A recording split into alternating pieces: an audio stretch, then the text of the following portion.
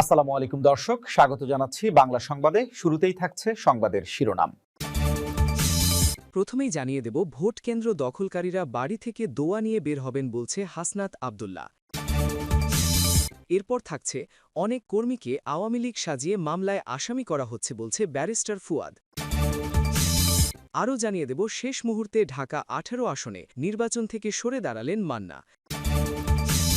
আরও থাকছে, ইসলামের নামে একটি দল স্বার্থের জন্য আমেরিকা ও ভারতের সাথে গোপন বৈঠক করে বলছে চরমোনাই পীর।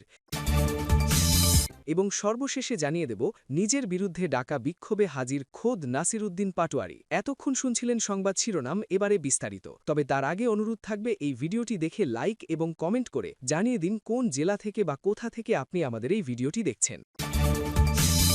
জাতীয় নাগরিক পার্টির দক্ষিণাঞ্চলের মুখ্য সংগঠক হাসনাত আব্দুল্লাহ বলেছেন, এই নির্বাচন স্বৈরতন্ত্র থেকে মুক্তির নির্বাচন। আমরা শুধু শেখ হাসিনার পরিবর্তন চাইনি, হাসিনা কাঠামোর পরিবর্তনও চেয়েছি, স্বৈরতন্ত্রের পরিবর্তনও চেয়েছি। রবিবার সকালে সিরাজগঞ্জের শাহজাদপুর উপজেলার সরকারি কলেজ মাঠে ১১ দলীয় জোট আয়োজিত নির্বাচনী জনসভায় তিনি এসব কথা বলেন। হাসনাত আব্দুল্লাহ বলেন, যারা ভোট কেন্দ্র দখলের প্রস্তুতি নিচ্ছেন, আপনারা বাড়ি থেকে দোয়া নিয়ে বের হবেন। দখলের চেষ্টা করলে বাড়ি ফিরে যেতে পারবেন না। নিরাপদে ভোট দেওয়ার নিশ্চয়তা আমরা দেব। তিনি বলেন, আগামীর বাংলাদেশ কোন পথে যাবে, আগামী ১০০ বছর বাংলাদেশের মানুষের ললাটে কেমন রাষ্ট্র কাঠামো নির্মিত হবে, প্রশাসন কেমন হবে, পুলিশের আচরণ কেমন হবে, বিচার বিভাগ কেমন হবে, সবকিছু ত্রয়োদশ জাতীয় সংসদ নির্বাচনের মাধ্যমেই নির্ধারিত হবে। বিগত নির্বাচনগুলোর প্রসঙ্গ টেনে এনসিপির এই নেতা বলেন, গত ৩টি নির্বাচনে এসপির জন্য বরাদ্দ রাখতে হতো, ওসিকে খাম পাঠাতে হতো, এসআইকে টাকা দিতে হতো, এমনকি ভোটের আগের রাতে কনস্টেবলকেও খাম পাঠাতে হতো। তিনি হুঁশিয়ারি দিয়ে বলেন, এবার যদি কালো টাকা স্পর্শ করেন, ভোট ডাকাতির চেষ্টা করেন, জনগণের ভাগ্য নিয়ে খেলেন, আপনারা পালানোর জায়গা পাবেন না। জনসভায় এনসিপি মনোনীত প্রার্থী এস সাইফ মুস্তাফিজের হাতে আনুষ্ঠানিকভাবে শাপলা কলি প্রতীক তুলে দেওয়া হয়। বরিশাল ৩ বাবুগঞ্জ মুলাদি আসনের ১০ দলীয় জোটের প্রার্থী ও এবি পার্টির সাধারণ সম্পাদক ব্যারিস্টার আসাদুজ্জামান ফুয়াদ বলেছেন, নির্বাচনী এলাকায় গ্রাম্য মাস্তানি ও ভয়ভীতি প্রদর্শনের ঘটনা ঘটছে। বিভিন্ন এলাকায় চায়ের দোকানে বসে কিছু দুষ্ট লোক প্রকাশ্যে হুমকি দিচ্ছে। আমার সঙ্গে যারা কাজ করছেন তাদেরকে নির্বাচনের পর দেখে নেওয়ার হুমকি দেওয়া হচ্ছে। অনেক কর্মীকে আওয়ামী লীগ সাজিয়ে আওয়ামী লীগের বিরুদ্ধে দায়ের করা মামলায় অজ্ঞাত আসামি করা হচ্ছে। রবিবার বিকেলে বরিশাল ৩ আসনের নির্বাচনী এলাকা বাবুগঞ্জ উপজেলার কলেজ গেট থেকে গণমিছিলের আগে ঈগল প্রতীকের প্রার্থী ব্যারিস্টার ফুয়াদ এসব কথা বলেন। ব্যারিস্টার ফুয়াদ আরও বলেন, আমার আসনের ১২৪টির অধিকাংশ ভোটকেন্দ্রই ঝুঁকিপূর্ণ।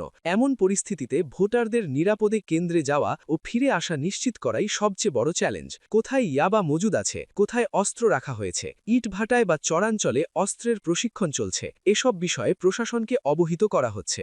জেলা প্রশাসক, পুলিশ সুপার, নির্বাচন কমিশন, প্রধান নির্বাচন কমিশনার ও আইজিপি সহ সংশ্লিষ্ট সব দপ্তরে অভিযোগ জানানো হয়েছে। তিনি চরাঞ্চলগুলোর কথা উল্লেখ করে বলেন, মুলাদির চরাঞ্চলগুলো দুর্গম ও বিচ্ছিন্ন, সেখানে অতিরিক্ত যৌথ বাহিনী, নৌবাহিনী ও কোস্ট গার্ড মোতায়েন প্রয়োজন। প্রয়োজনে এয়ার সাপোর্টও দিতে হবে। যৌথ বাহিনীকে স্ট্রাইকিং ফোর্স হিসেবে ব্যবহারের দাবি জানান তিনি। বক্তব্যের শেষে তিনি বলেন, আল্লাহ যদি আমাকে নির্বাচিত করেন, আমি সবার এমপি হব, যারা ভোট দিয়েছেন তাদেরও, যারা দেননি তাদেরও।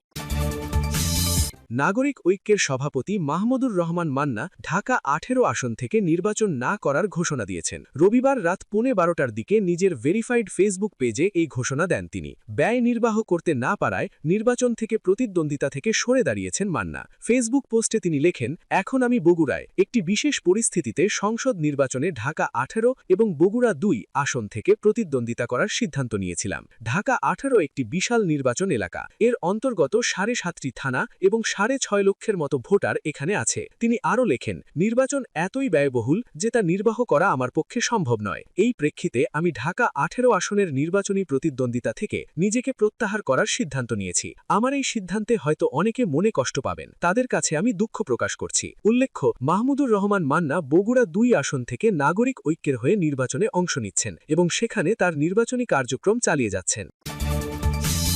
ইসলামী আন্দোলনের আমির মুফতি সৈয়দ মোহাম্মদ রেজাউল করিম বলেছেন, যখন আমরা ইসলামের পক্ষে একটা বাক্স ঘোষণা করলাম তখন বাংলাদেশের মানুষ স্বতঃস্ফূর্ত সাড়া দিয়েছিল।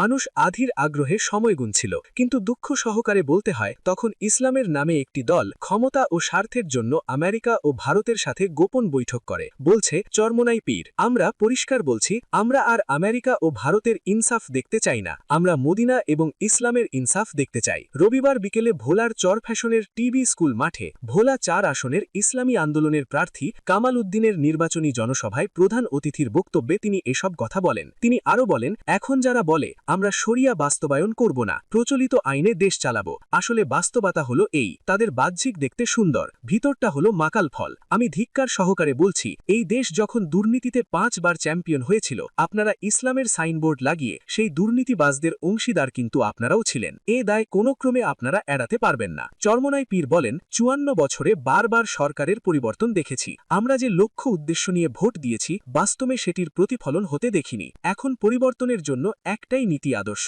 সেটি হলো ইসলাম। এটি কালজয়ী নীতি আদর্শ, আমরা শরিয়া বলে থাকি। অনেকে শরিয়া শুনলে ভয় পায়, ইসলাম মানেই শরিয়া, রোজা, নামাজ, হজ, জাকাত সহ ইসলামের যত বিধিবিধান রয়েছে সবই শরিয়া। জাতীয় নাগরিক পার্টির মুখ্য সমন্বয়ক ও ঢাকা ৮ আসনের প্রার্থী নাসিরুদ্দিন পাটোয়ারির বিরুদ্ধে বিক্ষোভ মিছিলের ডাক দেওয়া হয়। হেফাজতে ইসলামের সাবেক মহাসচিব ও আমির আল্লামা জুনায়েদ বাবুনগরীর মিথ্যাচার ও কুরুচিপূর্ণ মন্তব্যের প্রতিবাদে এ কর্মসূচি পালিত হয়। তবে ব্যতিক্রমী ঘটনায় ওই বিক্ষোভে স্বয়ং নাসিরুদ্দিন পাটোয়ারিকেই উপস্থিত থাকতে দেখা যায়। রবিবার বাদ আসর বাইতুল মুকাররম জাতীয় মসজিদের উত্তর গেটে আল্লামা জুনায়েদ বাবুনগরী স্মৃতি সংসদের আয়োজনে বিক্ষোভ কর্মসূচি শুরু হয়। কর্মসূচি শুরুর পরপরই নাসিরুদ্দিন পাটোয়ারিকে অনুষ্ঠানস্থলের সামনে উপস্থিত হতে দেখা যায়। এ সময় তিনি সেখানে বক্তব্যও দেন। বিক্ষোভ কর্মসূচির কিছু ছবি সামাজিক যোগাযোগ মাধ্যমে ছড়িয়ে পড়লে বিষয়টি নিয়ে ব্যাপক আলোচনা শুরু হয়। ফেসবুক ব্যবহারকারী সাদিকুর রহমান খান এক পোস্টে লেখেন, আজ নাসিরুদ্দিন পাটোয়ারির বিরুদ্ধে ডাকা বিক্ষোভে পাটোয়ারি নিজেই সবার আগে হাজির হয়ে বসেছিল। তার এই মন্তব্য নিয়েও অনলাইনে আলোচনা চলছে।